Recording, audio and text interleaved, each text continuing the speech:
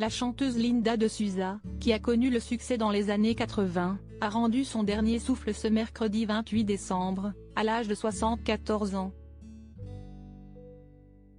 C'est son agent qui a confirmé la triste nouvelle à un journaliste de l'AFP, alors que l'artiste avait été hospitalisé dans un état préoccupant suite à une insuffisance respiratoire.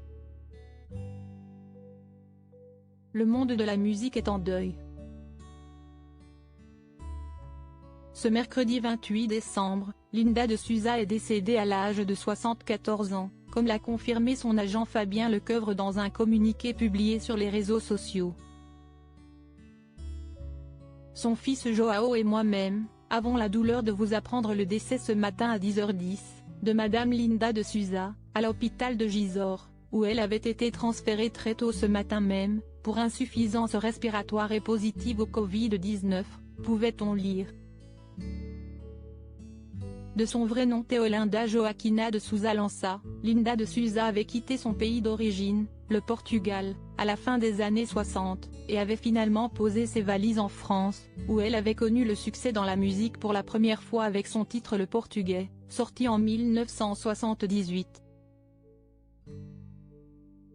Forte de sa grande popularité, Linda de Souza avait connu la consécration en 1983, en remplissant l'Olympia, pas moins de 15 jours d'affilée.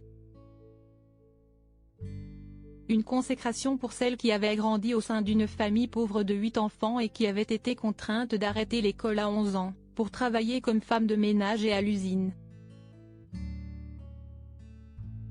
Une enfance qu'elle avait notamment racontée dans son livre autobiographique La valise en carton, paru en 1984 vendu à plus de 2 millions d'exemplaires.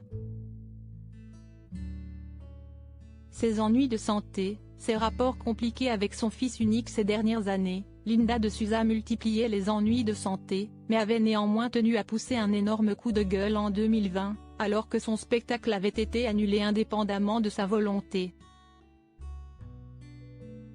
Derrière de prétendus bons sentiments sur ma santé, on cherche à me faire porter les responsabilités de ce projet qui n'a pas rencontré le succès escompté. Je tiens à dire à toutes celles et à tous ceux qui m'apprécient, que je vais très bien et que contrairement aux allégations de cette apprentie production, je suis tout à fait capable encore de chanter sur scène, avait-elle à l'époque déclaré. Pendant 20 ans, la chanteuse n'a pas adressé la parole à son fils unique, João Lança, qui vit à Lisbonne. En octobre dernier, celui-ci lui avait rendu visite alors que l'état de santé de sa mère se détériorait, comme il l'avait confié dans les colonnes de France Dimanche. Elle m'a pris la main, me l'a serré fort. Nous étions émus. Nous avions envie de ces retrouvailles. Avait-il expliqué. Puis d'ajouter, il m'a fallu ne rien montrer et être fort face à elle. Elle est très affaiblie et amaigrie. C'était une grande fumeuse et son infection pulmonaire s'est aggravée d'autant qu'elle ne s'alimentait plus et se laissait dépérir. Un triste départ.